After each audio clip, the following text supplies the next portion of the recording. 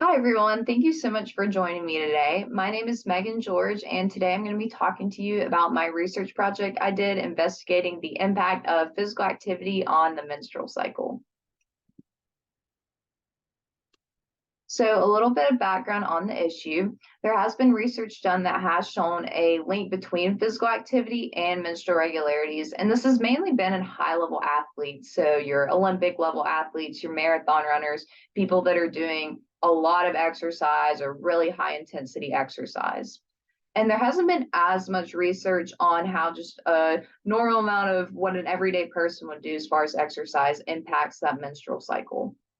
So, why I chose to study this issue, this is something I have dealt with myself. I actually lost my period completely for about 4 years, and I just got it back last November. So, I was super, super excited when that happened. But I met with my doctor over the years, and she was saying that because I'm so physically active and I love exercise so much, that was potentially impacting my menstrual cycle. So, needless to say, I was really excited to study this issue. As I mentioned before, there isn't a lot of current research that looks at just women that are recreationally active. And by that, I mean people that are just doing, a normal amount of exercise to stay healthy and stay fit. But there was one study I found that was really good, and I kind of modeled my research after this. And this study looked at recreational athletes between the ages of 20 and 25. And they asked about their frequency, intensity, and duration of the physical activity, and then how their menstrual cycles had been as far as irregularities, regularities over the last year. And they actually found that those who were active on most days were more likely to report a menstrual irregularity compared to those who were less active. So, based off of that, I developed these research questions. I was basically looking at how duration, intensity, and frequency of physical activity impacted, the presence of menstrual irregularities. So my methods, I surveyed 54 Meredith College students who were between the ages of 18 and 24. 8 were student athletes and 46 were non-athletes. And when I say non-athlete, I don't mean they didn't exercise at all. That just means they weren't a part of a Meredith College sports team. I had everyone fill out a questionnaire about their physical activity habits and their menstrual irregularities over the past year, similar to the study I discussed on the previous slide. Athletes were given slightly different questions when it came to their physical activity, just because they had sporting events they had to go to, practices. So I asked more specifically about those compared to my non-athletes. I just asked about their physical activity habits that they did on their own. And to define some terms, so when I'm talking about a regular menstrual cycle, that is defined as any menstrual cycle that lasts between 3 and 7 days and occurs every 28 to 35 days. Anything outside of those constraints was considered a menstrual irregularity.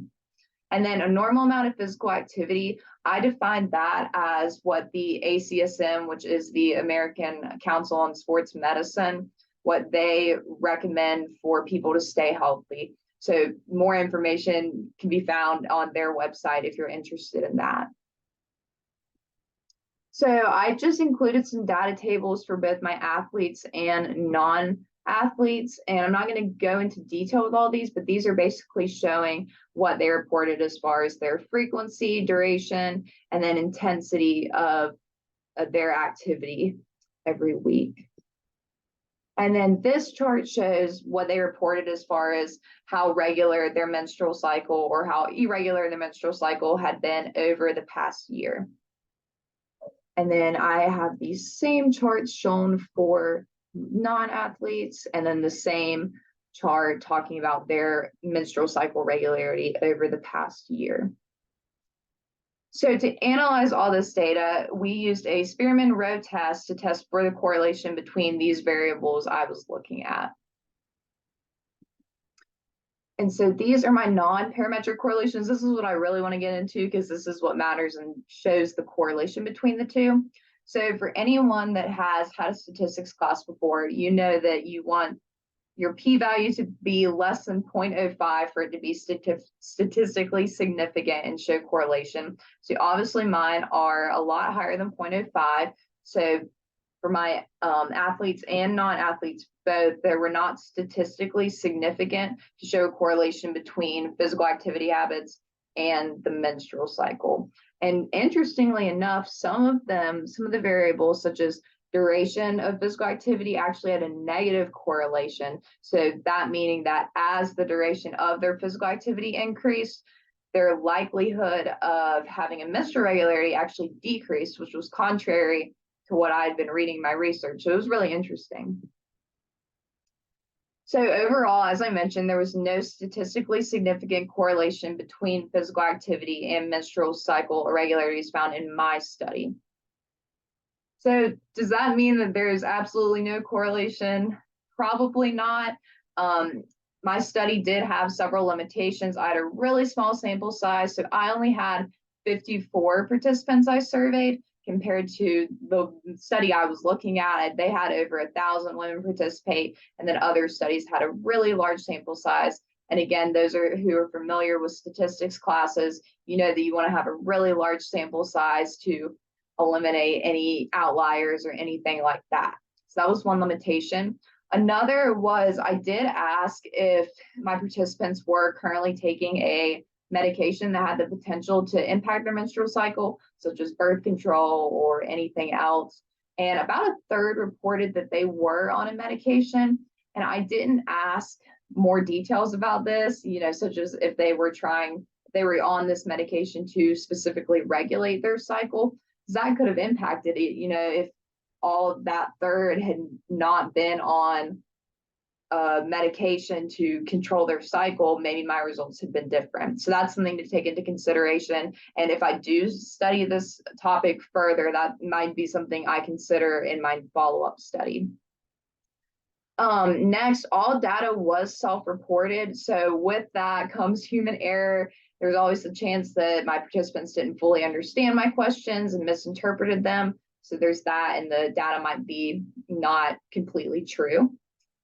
And then finally, there are some confounding variables that affect menstrual cycles, such as your nutritional habits, your BMI, and just overall body stress. Anything that puts your body under stress is going to affect your menstrual cycle.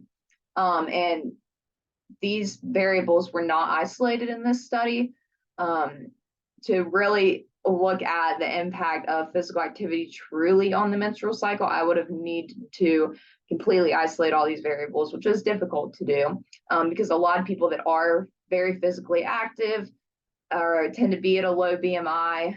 Myself, my doctor, this was something we also talked about when I was having my menstrual irregularity problem. I was at a really low BMI, and then I probably also wasn't eating as much as I should to compensate for my physical activity habits. So those three together can just really kind of impact the menstrual cycle and work together. And so it's not, only physical activity that was probably affecting it in me.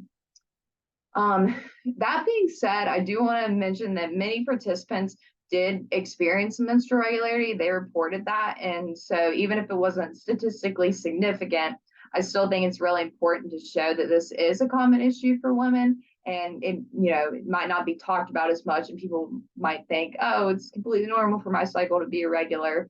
And that's not necessarily the case, because there's all these variables that can cause stress on the body and affect it.